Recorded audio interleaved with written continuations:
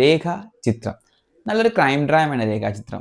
അതിന് എൻ്റെ ഏറ്റവും വലിയൊരു സ്പെഷ്യാലിറ്റി എന്ന് പറയുന്നത് ഒരു ആൾട്ടർനേറ്റീവ് ഹിസ്റ്ററി എന്നുള്ള തീമാണ്.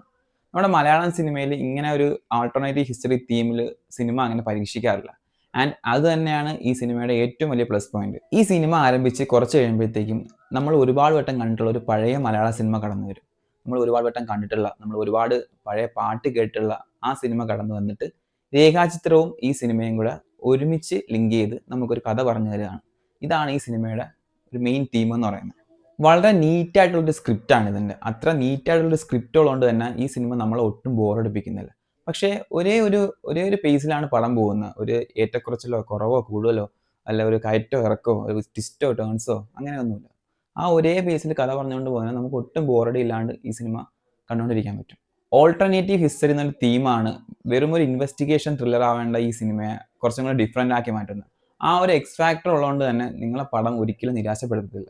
മുജീബ് മജീദിന്റെ മ്യൂസിക് ഈ പടത്തിൽ നല്ലൊരു ഇമ്പാക്റ്റ് ഉണ്ടാക്കിയിട്ടുണ്ട്.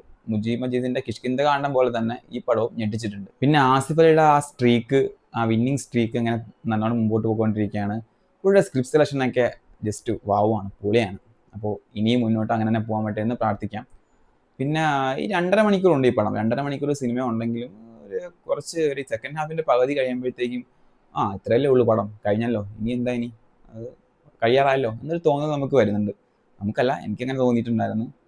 അപ്പോൾ എന്നാലും എന്തൊക്കെ പറഞ്ഞാലും മുജീബ് മജീദിന്റെ മ്യൂസിക്കും ആസിഫ് അലിയുടെ പെർഫോമൻസും നല്ല സ്ക്രിപ്റ്റും കൊണ്ട് ജോഫിൻ ടി ചാക്കോ വളരെ മികച്ച ഒരു സിനിമ തന്നെയാണ് നമുക്ക് തിയേറ്ററിൽ കാഴ്ചവെച്ചിരിക്കുന്നത്. അപ്പോൾ നിങ്ങളെല്ലാവരും പോയി കാണണം സിനിമ. അപ്പോൾ എല്ലാവരും നമ്മുടെ ചാനൽ സബ്സ്ക്രൈബ് ചെയ്യണം, ചാനൽ ഫോളോ ചെയ്യണം. Okay, thank you. Do watch. By.